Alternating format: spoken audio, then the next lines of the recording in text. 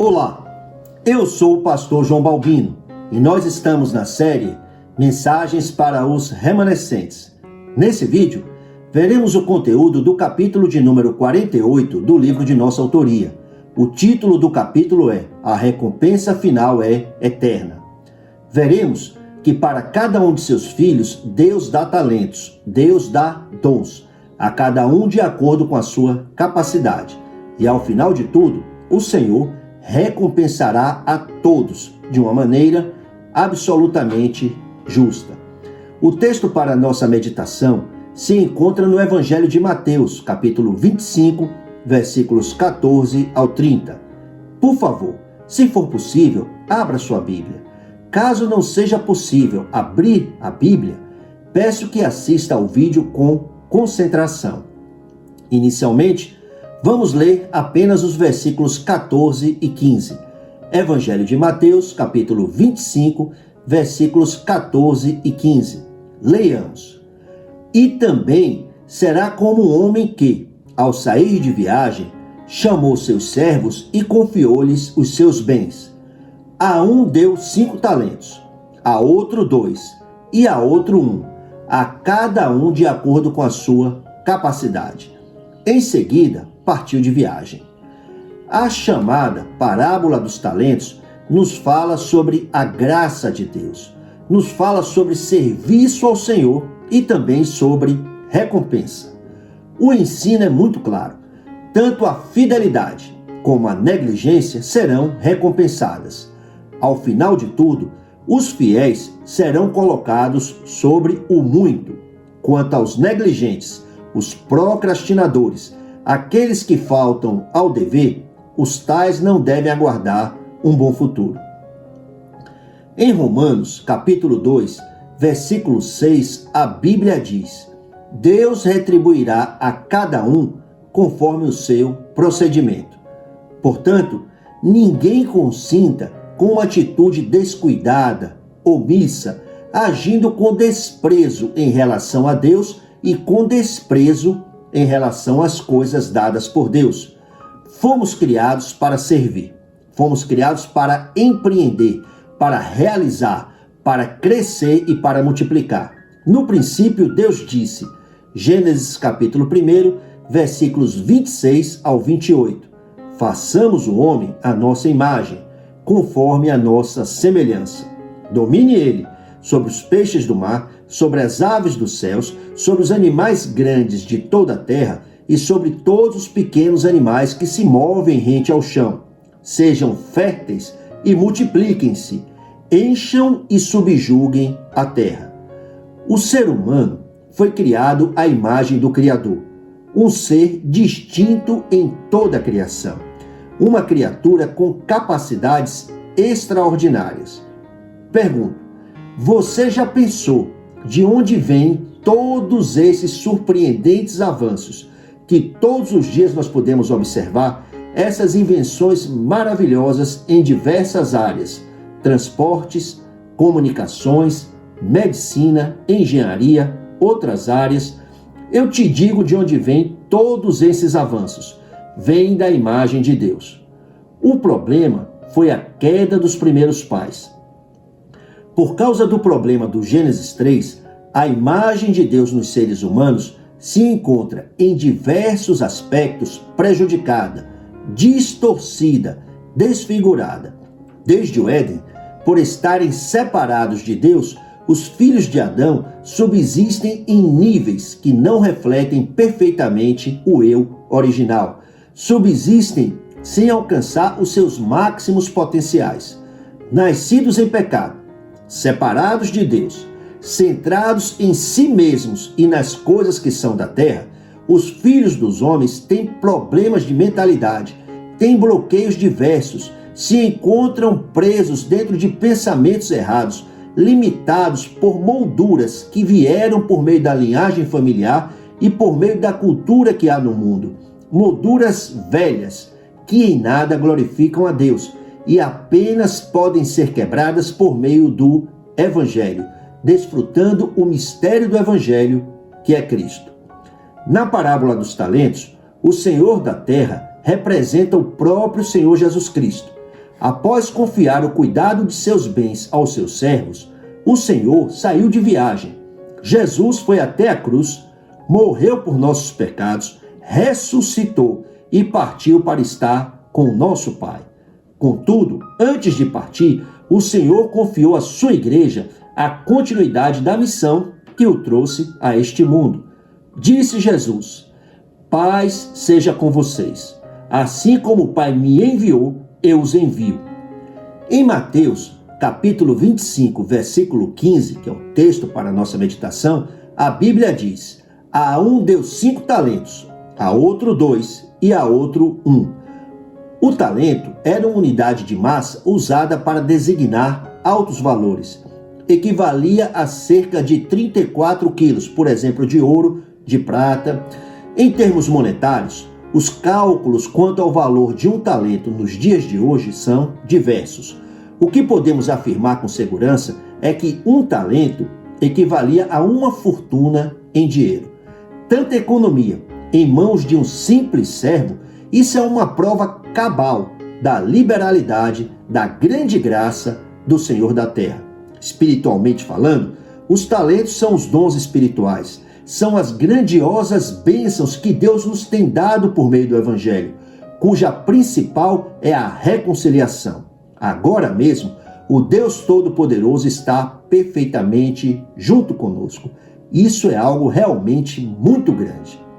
O texto que estamos apreciando no Evangelho de Mateus, capítulo 25, informa que os 2 primeiros servos, aqueles que o dono da terra, quando retornou, chamou a cada um de servo bom e fiel, versículos 21 e 23, trabalharam, se lançaram, se arriscaram, se esforçaram, investiram e multiplicaram os talentos que lhes foram confiados. É possível que ao longo da jornada terrena eles tenham sido mal compreendidos e até atacados, difamados e caluniados. Devem ter ouvido muitas pessoas lhes dizerem não. Possivelmente enfrentaram oposição e resistência incríveis. É quase certo que tenham experimentado as dores do abandono, da traição e da rejeição. Fique imaginando que viveram em oração, em jejuns e em estudo bíblico, que abraçaram renúncias, que cultivaram uma espiritualidade sólida. O fato é que os servos bons e fiéis fizeram crescer o capital que lhes fora confiado, e como resultado, eles foram galardoados por seu Senhor com a doação dos talentos que ganharam. Em outras palavras, eles foram regiamente recompensados. Quanto ao terceiro servo, aquele que passou para a eternidade conhecido como servo mau, negligente e inútil, conforme os versículos 26 e 30, é impressionante. Apesar de ter sido tão graciosamente favorecido, no entanto, temeroso, ele suspeitou que o Senhor da terra lhe preparava alguma cilada. O terceiro servo era uma pessoa que precisava de uma grande cura. Era uma pessoa que vivia dentro de molduras velhas. Era uma pessoa desconfiada, que enxergava tudo sob uma perspectiva muito limitada e equivocada. O servo mau pensava que o Senhor da terra era um egocêntrico, era um aproveitador, um usurpador, um tirano. Pensava errado demais. Em outras palavras, ele não conhecia o seu Senhor. Desconfiava que o Senhor da terra tinha um caráter nem um pouco recomendável. Espiritualmente falando, o terceiro servo não tinha olhos para Cristo, não tinha olhos para as coisas que são do alto. Ele vivia preso às coisas que são da terra. O fato é que, tomado por pensamentos errados, ele não teve coragem nem disposição para trabalhar e fazer o talento que lhe fora confiado render. Entretanto, quando se deparou frente a frente com o seu Senhor para prestação de contas, demonstrou uma coragem surpreendente e uma ousadia quase sem limites.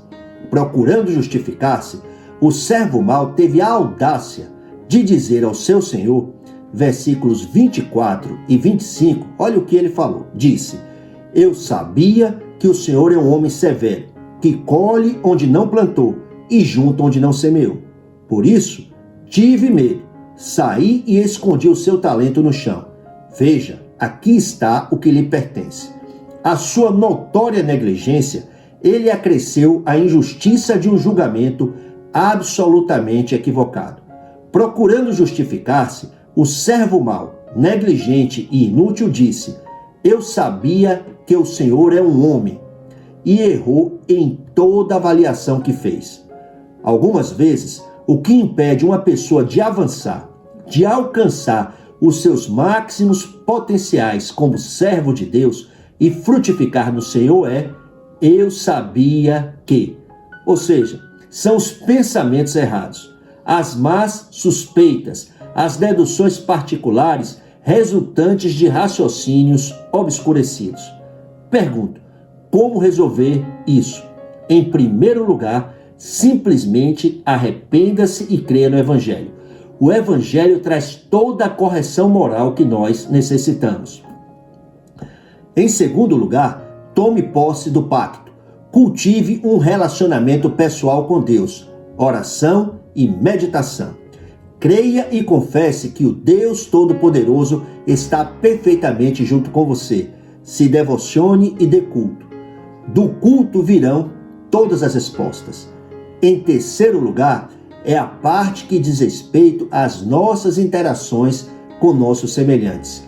Olhe para o Gênesis capítulo 3 e entenda de uma vez por todas porque as pessoas são como são e fazem o que fazem.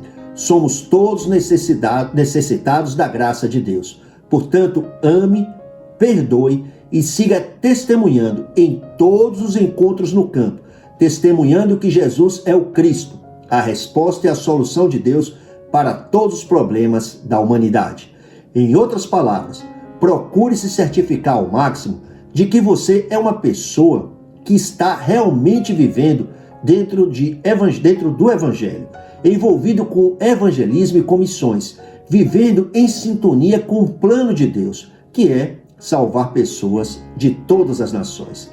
Pergunto, por que o servo que recebeu um talento teve medo de investir e fazer render o talento de seu senhor?